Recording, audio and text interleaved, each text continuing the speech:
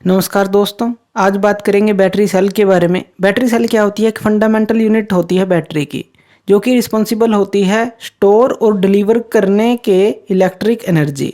अब ये बनी होती है दो इलेक्ट्रोड की, जिसमें एक कैथोड होता है जिसको पॉजिटिव टर्मिनल हम लेते हैं, एक एनोड होता है जिसको नेगेटिव टर्मिनल हम लेते हैं, और इन दोनों इलेक्ट्रोड को इलेक्ट्रोलाइट के द्वारा सेपरेट किया जाता है। और ये जो इलेक्ट्रोलाइट होता है ये एक तरह के मीडियम का काम करता है ताकि आयंस की मूवमेंट हो सके बिटवीन द इलेक्ट्रोड्स। इससे क्या होगा? फ्लो ऑफ इलेक्ट्रिक करंट हमें मिलेगा। अब जो बैटरी सेल होते हैं ये इनके जो टाइप हैं वो कौन कौन से होते हैं? प्राइमरी सेल की बात कर लेते हैं। ये बैटरी सेल जो होते हैं ये नॉन रिचार्जेबल बैटरी होती हैं। अगर इनको एक बार चार्ज कर लें और वो चार्ज ख़त्म हो जाए तो इनको रिचार्ज नहीं किया जा सकता। इनके एग्जाम्पल आप ले सकते हैं जो एल्कलाइन बैटरीज हैं और जिंक कार्बन बैटरीज हैं। इसी तरह से जो सेकेंडरी सेल्स होते हैं ये रिचार्जेबल बैटरीज होती हैं। ये रिचार्ज की जा सकती हैं बार बार, यानी कि हम क्या करते हैं केमिकल रिएक्शन को रिवर्स कर करके इसको बार बार चार्ज कर सकते हैं जब भी ये डिस्चार्ज होती हैं। इसके अंदर लेड एसिड बैटरी आ जाती है, निकल मेटल हाइड्राइड बैटरीज आ जाती हैं, लिथियम आयन बैटरीज आ जाती हैं। अब बैटरी सेल की जो केमिस्ट्री होती है उसके बारे में जान लेते हैं। इसके अंदर केमिकल रिएक्शंस होती हैं बैटरी सेल के अंदर, जो कि इसकी एनर्जी स्टोरेज कैपेसिटी को और इसकी डिस्चार्ज कैरेक्टरिस्टिक्स को बताती हैं। जैसे कि लिथियम आयन बैटरी की बात कर लें, जब इसका डिस्चार्ज होता है यानी कि जब आप इसको यूज़ करते हैं तो लिथियम आयन जो हैं वो मूव करते हैं from anode to the cathode. इससे क्या होता है? जनरेशन ऑफ इलेक्ट्रिक करंट हमें मिलता है। और चार्जिंग के दौरान क्या होता है? यही प्रोसेस रिवर्स हो जाती है।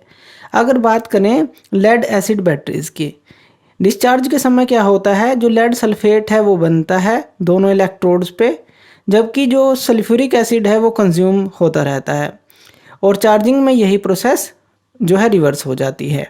अगर हम बैटरी सेल कंपोनेंट्स की बात करें वो कौन कौन से होते हैं? सबसे पहले इलेक्ट्रोड्स। ये क्या होते हैं? सॉलिड कंपोनेंट्स होते हैं जो कि इलेक्ट्रिकल चार्ज को स्टोर करते हैं, और ये मेटल के बने होते हैं या फिर मेटल कंपाउंड्स के बने होते हैं। दूसरा होता है इलेक्ट्रोलाइट।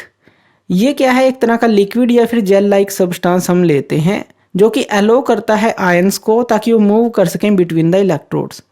और इसको जो है काफ़ी मटेरियल्स का बनाया जा सकता है, जिसमें से एसिड भी हैं, बेसिस भी हैं और साल्ट्स भी हैं। बात कर लेते हैं सेपरेटर की। ये क्या होता है? ये एक पोरस मेम्ब्रेन होती है जो कि सेपरेट करता है इलेक्ट्रोड्स को और उनको बचाता है जो डायरेक्ट कॉन्टैक्ट है वो ना हो उनके बीच में, उससे उनको बचाता है।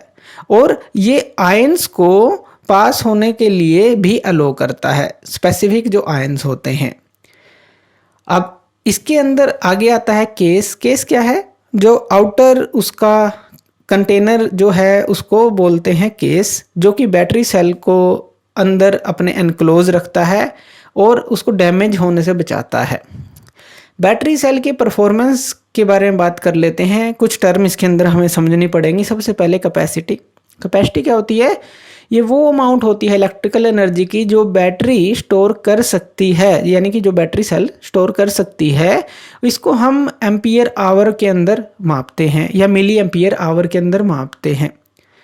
जो वोल्टेज होती है दूसरी टर्म, ये इलेक्ट्रिकल पोटेंशियल डिफरेंस होता है बिटवीन द इलेक्ट्रोड, और इसको हम वोल्ट्स में मेजर करते हैं। डिस्चार्ज रेट क्या होता है? ये वो रेट होता है जिसके थ्रू जो बैटरी सेल है डिलीवर करती है इलेक्ट्रिकल करंट, इसको हम एम्पियर्स में मापते हैं। साइकिल लाइफ क्या होती है? साइकिल लाइफ वो नंबर है चार्ज डिस्चार्ज होना बैटरी का, एक तरह से ऐसा कह लें जैसे अपने चार्ज की डिस्चार्ज हुई, फिर से चार्ज की डिस्चार्ज हुई, ये कितनी बार चार्ज और डिस्चार्ज होगी, यानी कि एक कंप्लीट साइकिल हो जाती है चार्ज होना डिस्चार्ज होना, चार्ज होना डिस्चार्ज होना, ऐसे। और ये जो है इसकी परफॉर्मेंस हमें पता है बैटरी की, जैसे जैसे लंबे समय तक हम यूज़ करते रहते हैं ये जो साइकिल लाइफ है ये कम होती चली जाती है। अब बात कर लें इनकी एप्लीकेशंस की कि कहाँ कहाँ पर ये बैटरी सेल्स यूज़ किए जाते हैं। ये तो हम अपने आसपास देख ही सकते हैं, बहुत जगह देख सकते हैं। जैसे इलेक्ट्रॉनिक्स हैं, पोर्टेबल इलेक्ट्रॉनिक्स, स्मार्टफोन हमारे पास हो गए, टैबलेट्स हो गई, लैपटॉप्स हो गए, वहाँ पर यूज़ की जाती हैं। आजकल इलेक्ट्रिक व्हीकल्स आ चुकी हैं, वहाँ पर इन बैटरीज़ का यूज़ किया जाता है। रिन्यूएबल एनर्जी सिस्टम है, जैसे सोलर पैनल हैं, विंड टर्बाइंस हैं, वहाँ पर इनका यूज़ किया जाता है। मेडिकल डिवाइसेस में भी इनका यूज़ किया जाता है, जैसे पेसमेकर हो गए, हेयरिंग एड्स हो गई, और जो रिमोट सेंसिंग डिवाइस होते हैं जैसे सैटेलाइट्स, ड्रोन, वहाँ पर भी इनका यूज़ किया जाता है। तो बैटरी सेल जो है काफ़ी एसेंशियल कंपोनेंट होता है। तो थैंक यू वीडियो देखने के लिए।